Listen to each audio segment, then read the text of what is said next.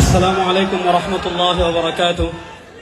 আসলে আমার আসতে দেরি হয়ে গিয়েছে ফ্লাইট বিপর্যয়ের কারণে, এজন্য আমি ক্ষমা চাচ্ছি। এখানে আমাদের আমিরে জামাত আছেন, তিনি গুরুত্বপূর্ণ বক্তব্য রাখবেন। আমি 1 মিনিটে 2টা কথা বলে শেষ করব। প্রথম একটা কথা আমি বলি, আল্লামা জাহিদ কাউসারী রাহিমাহুল্লাহ তার মাকালাতুল কাউসারীতে একটা প্রবন্ধ লিখেছেন, হুকমু মুহাওয়ালাতি ফাসলিদ দ্বীন আনিদ দাওলা। অর্থাৎ কামাল পাশার কথা বলেন, আহমদ কামাল আতাতুর্ক কামাল পাশার কথা বলেন, জামাল আব্দুল নাসেরের কথা বলেন, যারা সেকুলারিজমের দিকে ধাবিত হয়েছিল অথবা আরবি জাতীয়তাবাদের দিকে ধাবিত হয়েছিল, তারা তৎকালীন যুগে ইউরোপকে দেখেছে। ইউরোপ যখন ধর্ম থেকে রাষ্ট্রকে আলাদা করেছে, ইউরোপটা কিছুটা এগিয়ে গিয়েছে। এটার কারণে তারা প্রভাবিত হয়।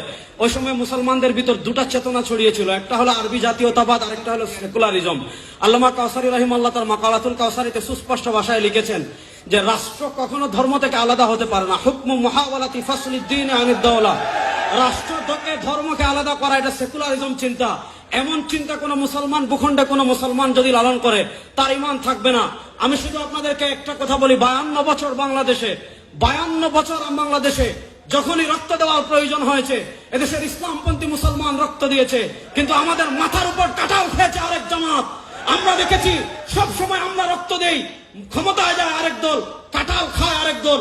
আমরা পরিষ্কার ভাষায় বলি, 2024-এর জুলাই আগস্টে যে গণ অভ্যুত্থান হয়েছে, এই গণ অভ্যুত্থানে কোনো সহভাগী রক্ত দেয় নাই, এই গণ অভ্যুত্থানে কোনো রাম রক্ত দেয় নাই, এই গণ অভ্যুত্থানে কোনো বাম রক্ত দেয় নাই, এই অভ্যুত্থানে রক্ত দিয়েছে আবু সাইদ মুগ্ধ তাহমিদেরা। সুতরাং এবার বাংলাদেশে আর আমরা মানুষের কোন তন্ত্রমন্ত্রকে দেখতে চাই না, বাংলার রাষ্ট্র ক্ষমতায় আমরা ইসলামকে দেখতে চাই।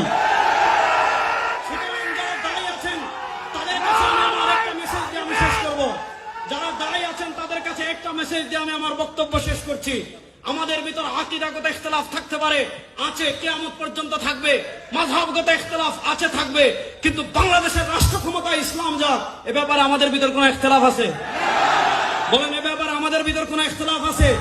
সুতরাং যারা দাঁড়িয়ে আছেন, আমি আমার ব্যক্তিগতভাবে এই জুলাই আগস্টের পরবর্তী যত জায়গায় আমি বয়ান করি, ইসলামী রাষ্ট্রের রূপরেখা কি হবে, ইসলামী রাষ্ট্র যদি ইমারতে ইসলামে প্রতিষ্ঠা হয়, মানুষ কি কি অধিকার পাবে, বিধর্মীরা কি কি অধিকার পাবে, সুশাসন কিভাবে প্রতিষ্ঠা হবে, ইনসাফ কিভাবে প্রতিষ্ঠা হবে, এই বিষয়গুলো যদি আমরা সাধারণ মানুষের কাছে তুলে ধরতে পারি, সাধারণ মানুষ সেকুলারিজমের দিকে কেন ধাবিত হয়, সাধারণ মানুষ ডেমোক্রেসির দিকে কেন ধাবিত হয়, সাধারণ মানুষ কমিউনিজমের দিকে কেন ধাবিত হয়, ব্যর্থতা আমাদের, আমরা ইসলামের সৌন্দর্য এখনো তুলে ধরতে পারি নাই।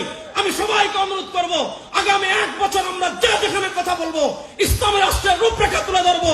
ইনশাআল্লাহ বাংলাদেশের সব মতবাদ দেখা আমাদের শেষ হয়েছে, এবার আমরা ইসলামের বাংলাদেশ দেখবো ইনশাআল্লাহ। আলহামদুলিল্লাহ।